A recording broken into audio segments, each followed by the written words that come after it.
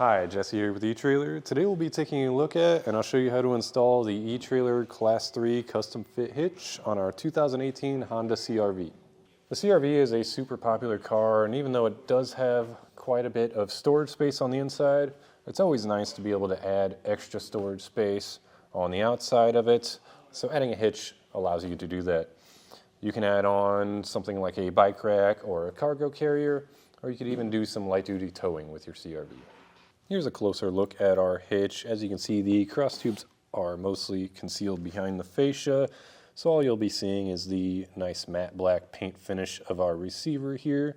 That receiver is 2 inches by 2 inches, that's standard. Behind that we have a standard 5/8 inch pinhole. The pin and clip are not included with the hitch, however we have many options available here at etrailer. Also, any accessory that you add on will most likely come with one included. Our wire type safety cable loops, super easy to get any kind of safety cable you want to add on to that, whether it be a S-style or a clevis like this. Now for some measurements from the ground to the top of the inside of the collar, it's about 13 3/4 inches. And then from the center of the pinhole to the edge of the bumper is about 2 inches, so keep that in mind for any folding accessories that you might want to add on, just to ensure they don't make contact with the vehicle. As for the weight capacities of this hitch, we have a gross trailer weight of 3,500. That's the amount of weight that you can pull behind the vehicle, and a maximum tongue weight of 525. That's the amount of weight pushing down on the hitch. Always be sure to check your Honda's owner's manual to ensure that your CR-V can handle that weight safely. All in all, if you're looking to add a hitch to your CR-V that's going to look great, I really like the way the matte black paint finish goes with the fascia. You really can't go wrong with the etrailer hitch. As far as the installation, it's a really simple process. You do have to drop the exhaust and do a little bit of trimming. So if it's not something that you're looking to do yourself, maybe you don't have the time, the space, or the tools to do so, feel free to check out our dealer locator. If you are looking to get this installed yourself, then just follow along and I'll show you how we set up ours. Also, if you have any tips or tricks, if you're installing this on your CR-V, or you just want to share some photos of what you're hauling with your Honda, then feel free to share those with us. We're going to begin our installation underneath the vehicle. What we need to do is lower our exhaust to get it out of our way. So I recommend having something to support it. If you're working on the ground, just using a floor jack works just fine, but I have a cam strap to support it. And I sprayed down our rubber hangers with some soapy water. I was coming behind it and pry them off. We have 2 sides on this one. That should drop down a bit, and we have 1 more hanger back here. This one's a little tricky to get a pry on, but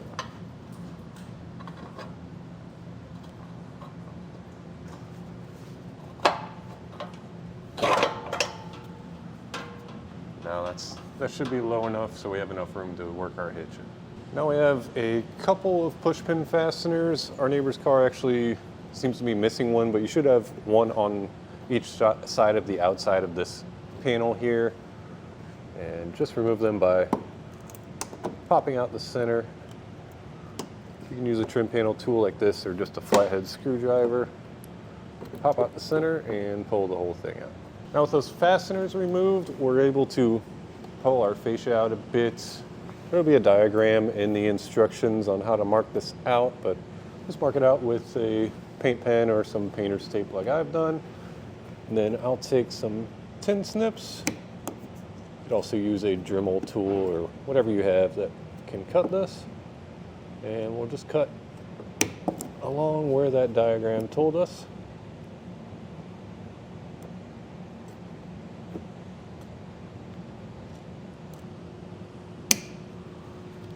And you can see it's kind of a rough cut, so I'll come through with a razor blade and clean that up.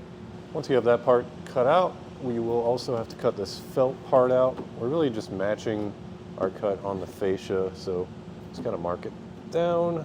I should be able to kind of pull this out, and using those same tin snips, we'll cut that.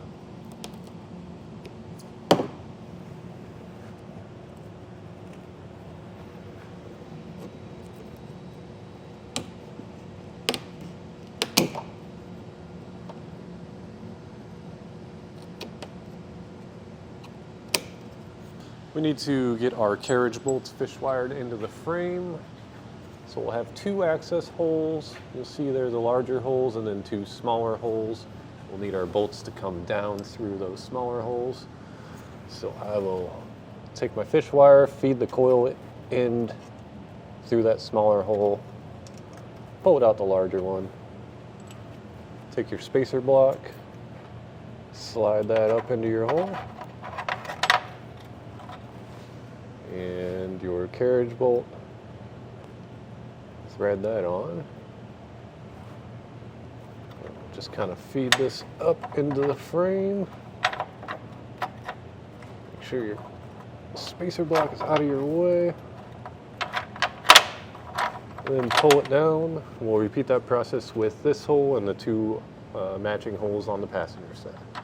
Now with an extra set of hands, I have my friend Chris here to help me out. We're going to lift this into place.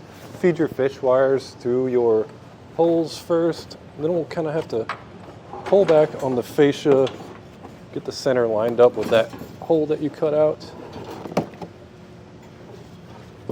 And once we get that sorted out,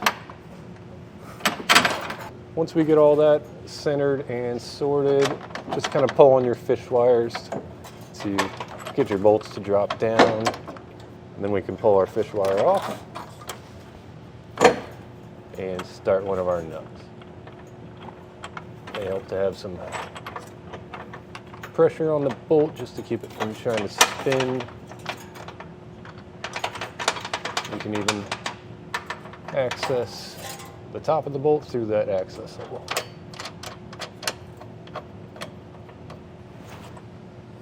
Now we have one more set of hardware to install. We'll have a spacer block, carriage bolt, and a nut. The carriage bolt's going to go through the hitch end that's squared off. You might have to kind of lift it up to get it over this tow hook here.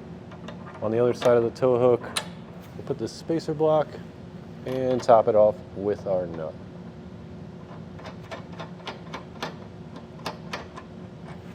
Now we can tighten everything down. All of our frame bolts are going to be an 18mm, and that middle one will be a 19.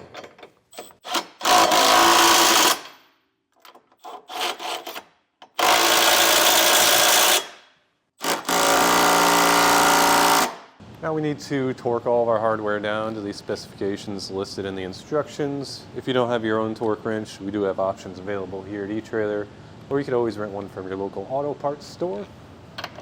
Just make sure you go through all of the hardware and get it all torqued down. Now all that's left is to get our panel put up with those fasteners and reinstall our exhaust hangers. Don't forget to take your strap down if you were using one. Other than that, that's going to do it for our look at and installation of the eTrailer hitch on this 2018 Honda CR-V.